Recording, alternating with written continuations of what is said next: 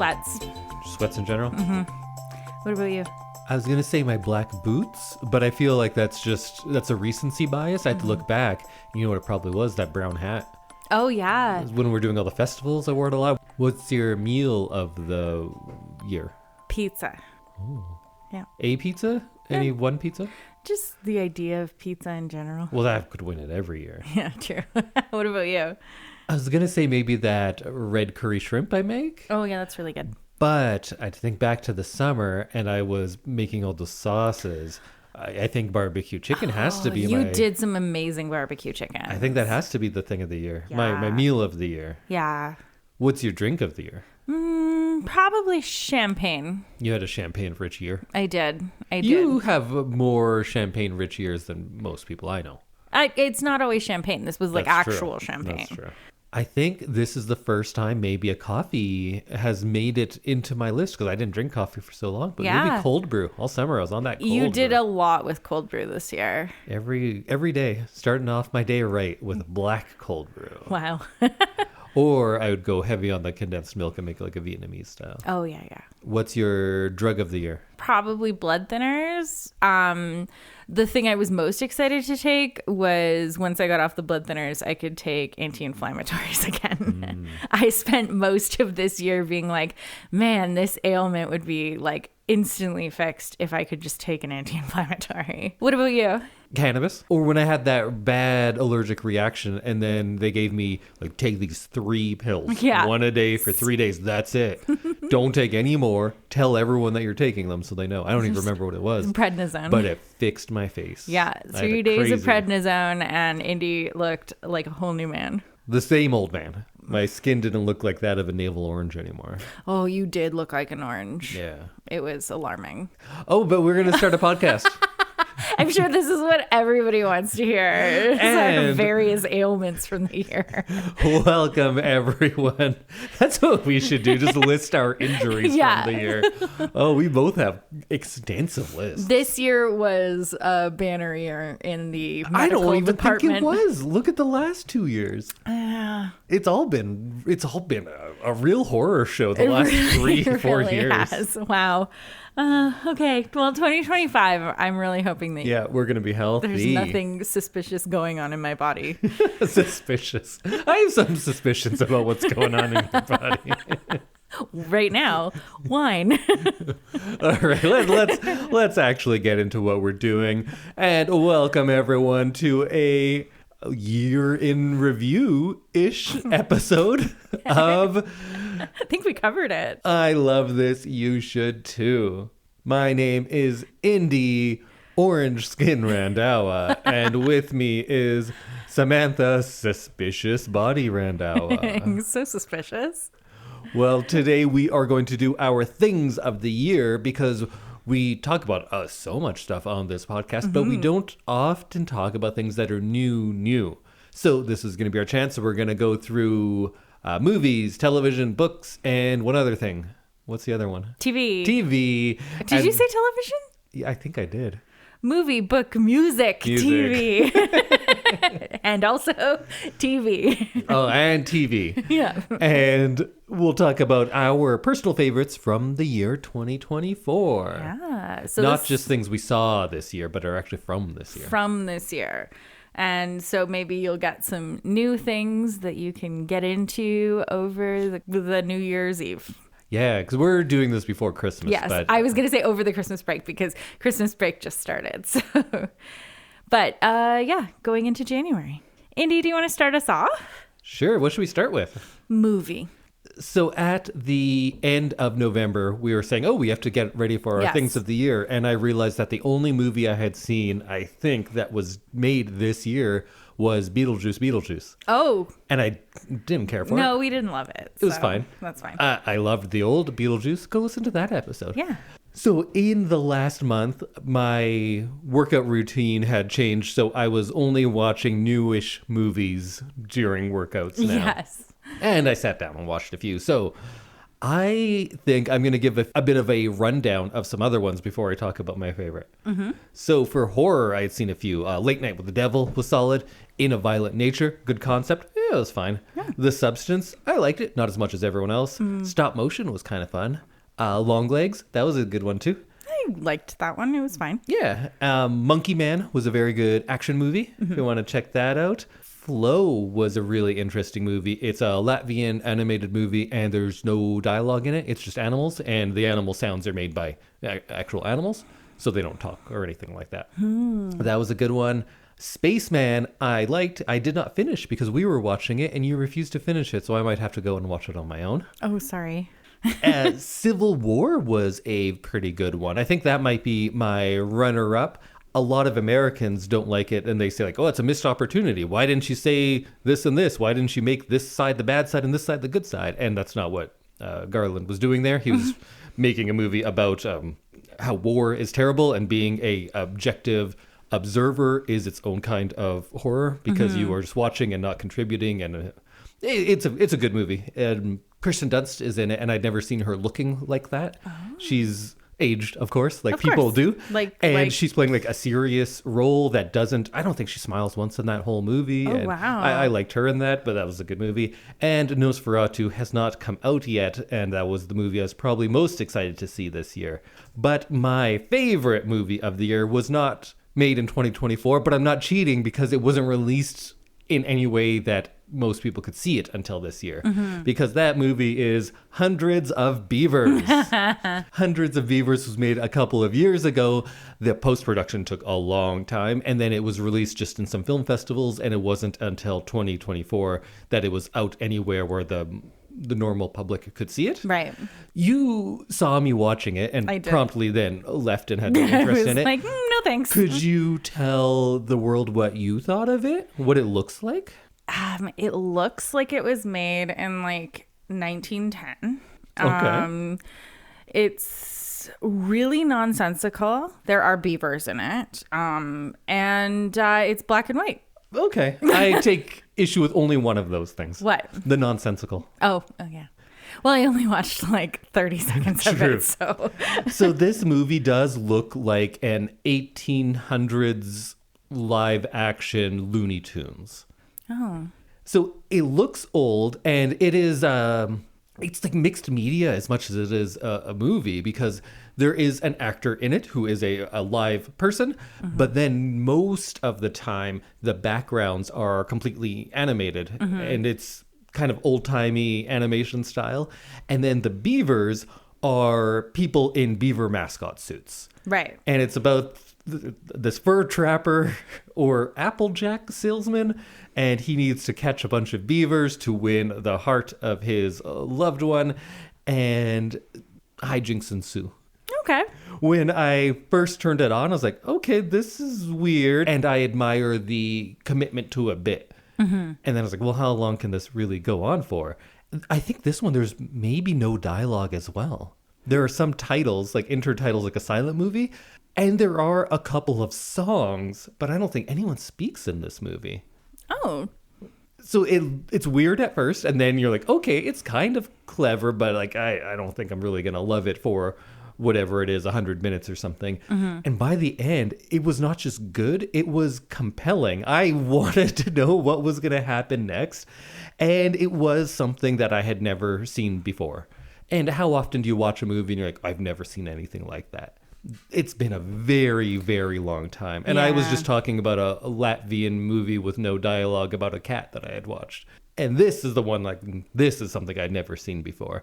Go check it out if you can find it. If you think it's ridiculous and you'll hate it, you know what? Maybe you will. I don't know.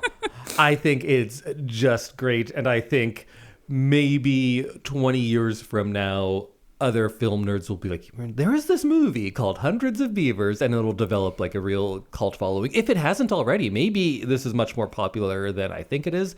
I have yet to meet someone who has seen it. So if you've seen it, let me know what you thought. Did you hate it? Did you love it? I think it was really fun. It got to the point where I was laughing out loud at the gags that were going on. Oh, okay. I didn't buy in immediately, but it got me there by the end. And I think that's the sign of a good movie. It's not like, oh, this is different, I'm going to love it. I was very skeptical and it won me over. So go check out Hundreds of Beavers.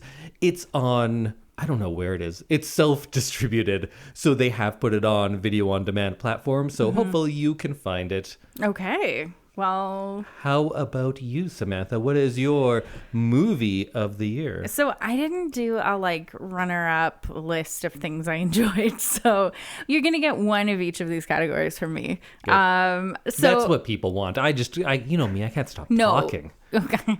That's why we have a podcast. So my thing of the year was the musical fantasy film Wicked. I think maybe all of yours, I can guess what they're going to be. Oh, I'm sure you can. So I believe earlier this season, I talked about the book that Wicked is based on, the life and times of the Wicked Witch of the West. And I have read it. I've seen the musical. I've seen Wizard of Oz. And I was so excited for this film. And it blew my expectations away and was just incredible. And I somehow managed to avoid a few spoilers that I have no idea how I did it. And then I also just was so happy with the casting, because when you have something as big as Wicked, I get worried about who they're going to put in it, right? And whether or not they're going to become those roles in do a good job at them. And so this was absolutely more than I expected, and was just absolutely a joyous thing to watch.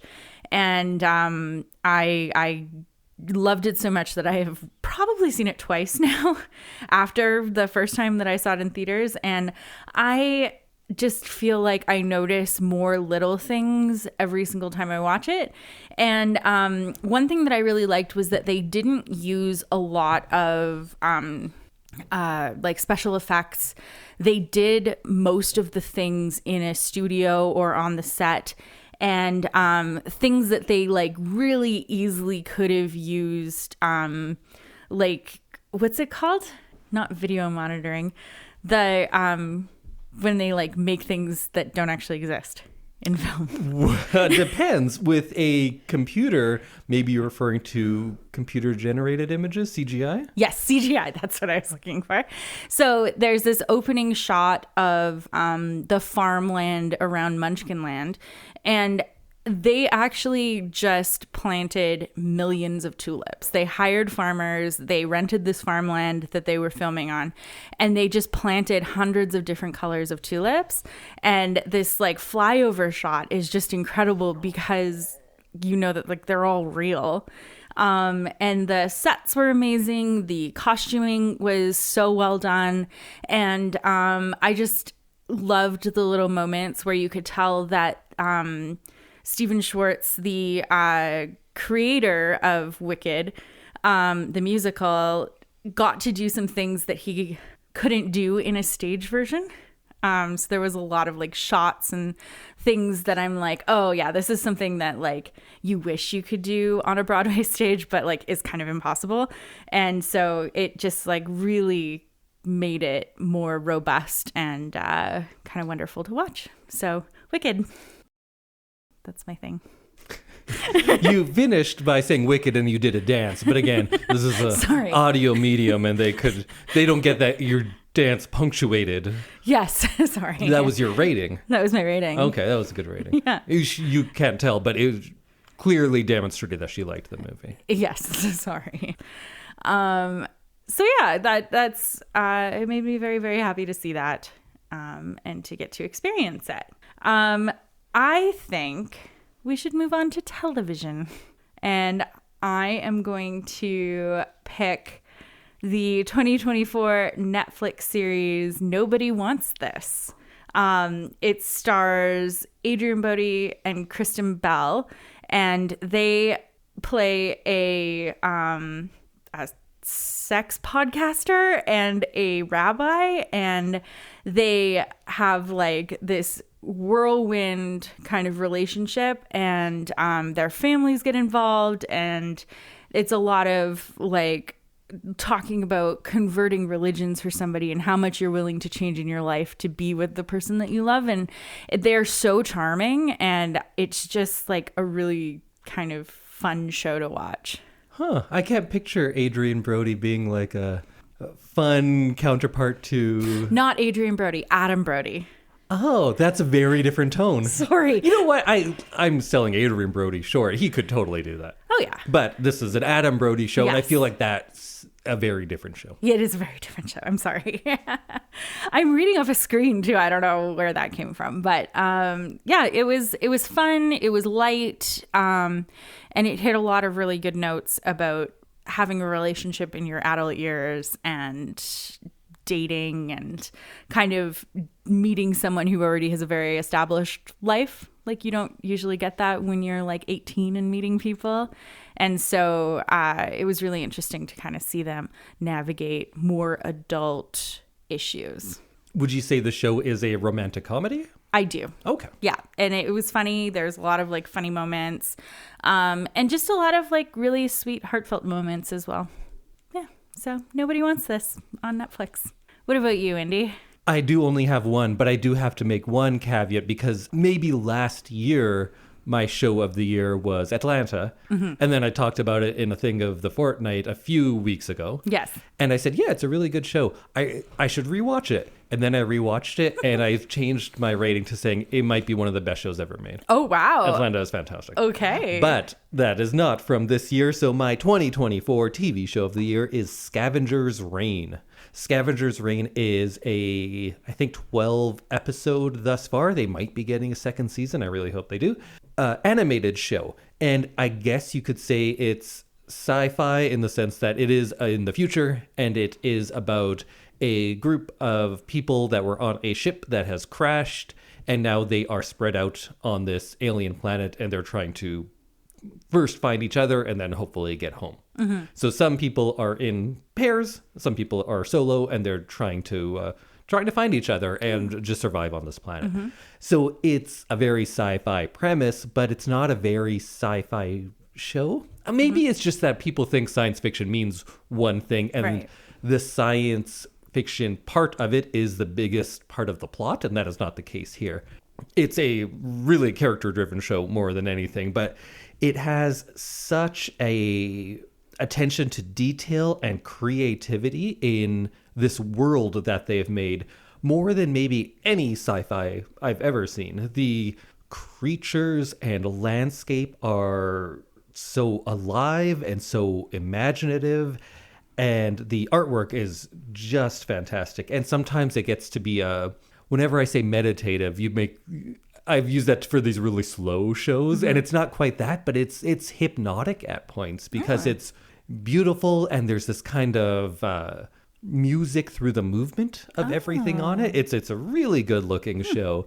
You called it That Scary Show because you came in once and it was something scary, but it's usually not scary at all. I picked the most interesting moments to come in and view what you're viewing. And that was pretty scary. Yeah, it was a spooky part. But the plant and animal life is so interesting on this. One of my favorites, to kind of give you an idea of what it's like, is there was this one plant that if it stings you with its thorn, it extracts a tiny bit of your blood, and then you keep going on, but you get sicker and sicker. And that plant has used your blood to grow a clone of you, essentially. Oh, that is scary. And then that clone, which is still a plant, comes to find you and bury you because you will get sick and die, and it's going to kind of take your place. And then it wants to join the group that you're with and infect all of them. And then the dead body is what grows the seed of a new plant. And you have the urge to infect other people with the seed. So like really complex and kind of thoughtful energy is being put into all of these creatures and plants and everything. But when it gets down to it, my favorite part of it is this really heartbreaking character stuff that's often happening. Not all heartbreaking, it's not all really sad, but it is a show that is trying to talk about like the nature of humanity when it's stripped down and you're on your own. What is it like? Are you a terrible person? Are you going to be hopeful? All of that comes through. So it's fantastic. It's a great show. It's only one season. So go check out Scavenger's Reign.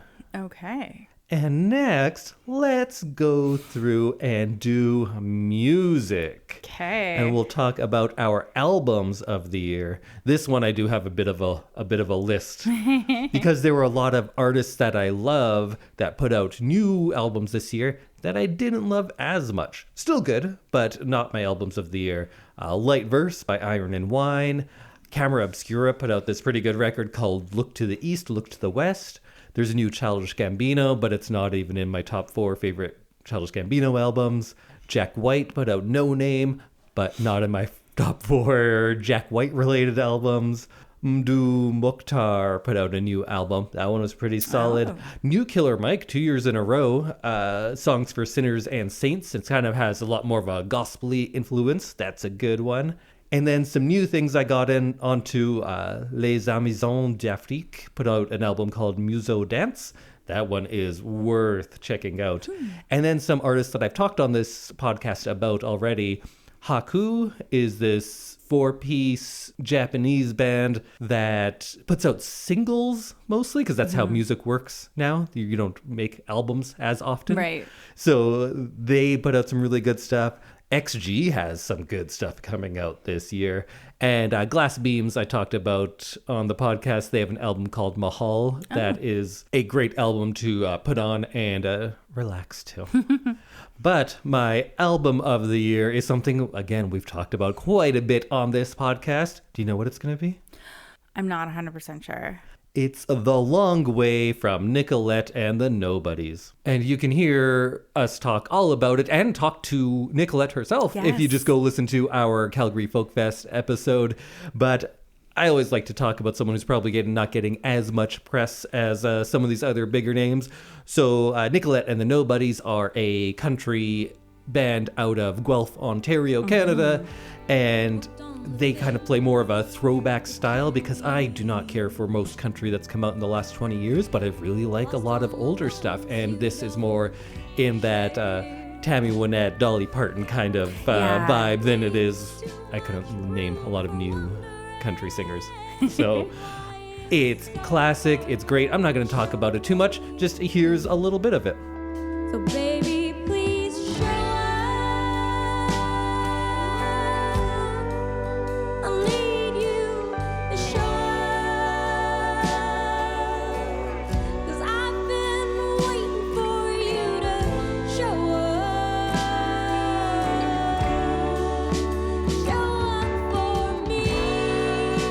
Everyone's telling me that I need to be strong. So my 2024 album of the year is Nicolette and the Nobodies album, The Long Way. How about you, Sam? What's your... I feel like I can guess this one too, but let's tell everybody, what is your album of 2024? So I have an honorable mention because I feel like I need to prove to everybody that I don't just listen to Taylor Swift.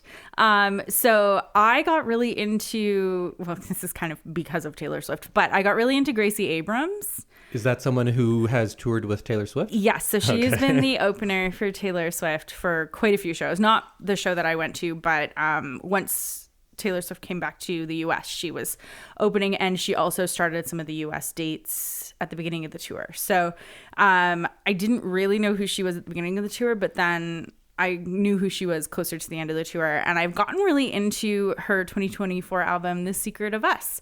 So I wanted to give her a little honorable mention because I've really enjoyed her album quite a bit over the last couple of months.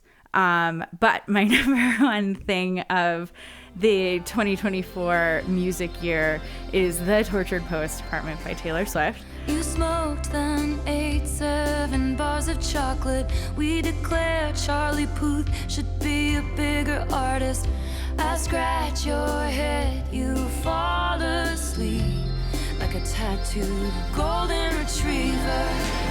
But you awaken with dread, pounding nails holes in your head. But I've read this one where you come undone. I chose this cyclone with you. And who's gonna hold you like me? It is her 11th studio album, and it had 2 volumes basically. So she released the first half of the album, I guess, at midnight Eastern time, and then 2 hours later she released the second half, which brought it up to 31 songs. And it's an album that she wrote while she was on tour, and also while she's been on tour, she broke up with her boyfriend of 5 years.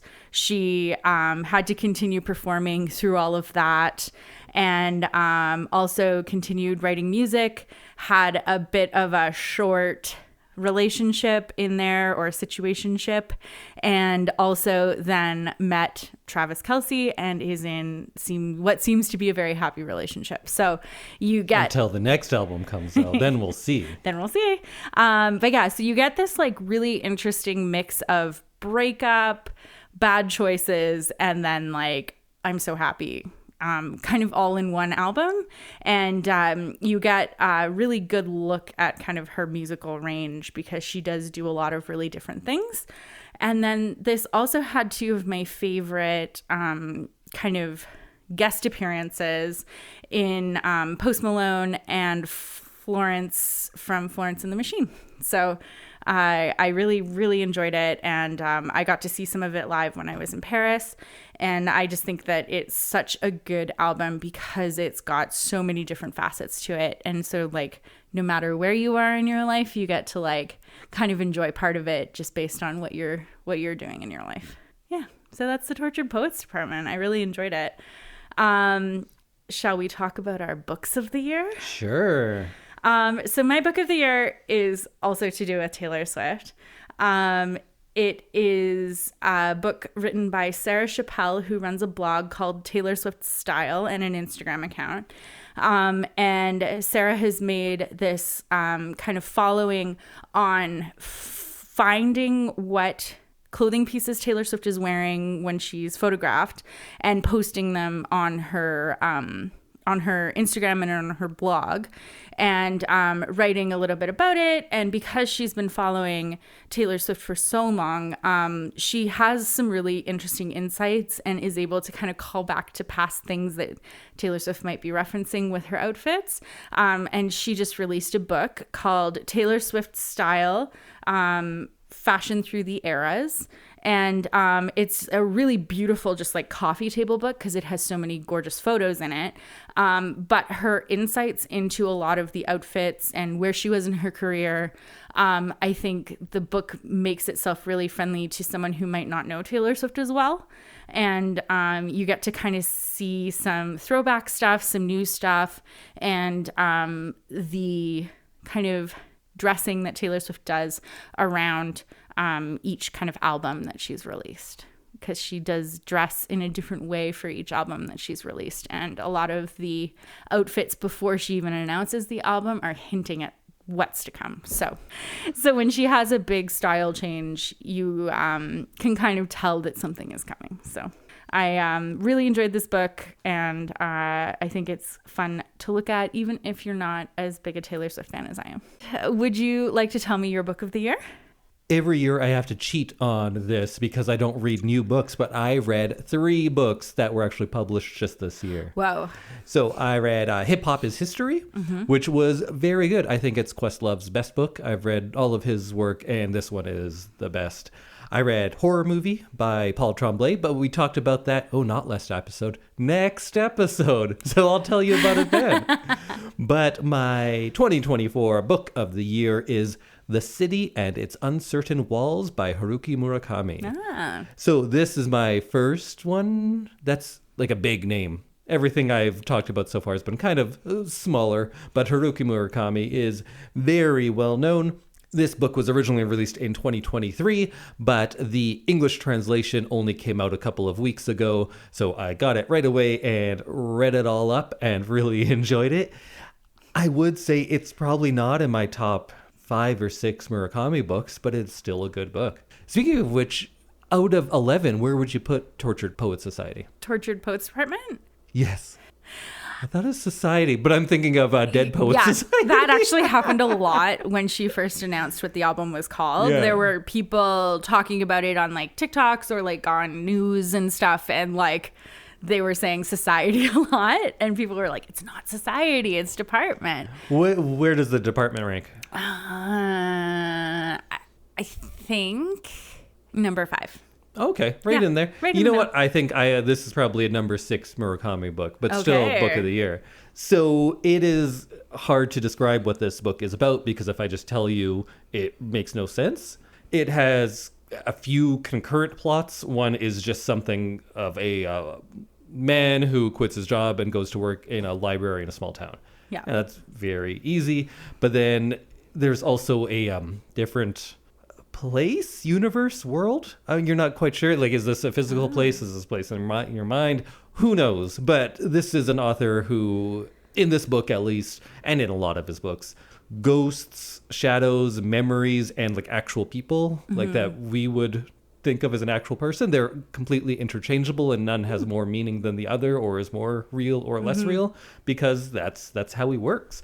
And it's kind of a companion piece to the 1985 novel Hard-Boiled Wonderland and the End of the World, which I think is a bit better, and still that one's not one of my favorites. But at its heart, it's a love story, not a love story, a story about love, but not a love story, because it's about loves that you don't get over, more than it is the story of that love. It's about living without something that you could have had but don't for whatever reason.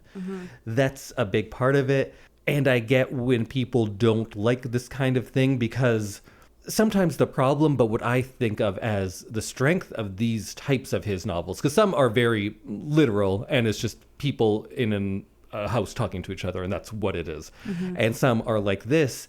And I get that it can be frustrating when you're in this world where you're so far removed from our reality and things are so interchangeable that the meaning of what something means is endlessly deferred. When things can mean anything, doesn't anything mean anything?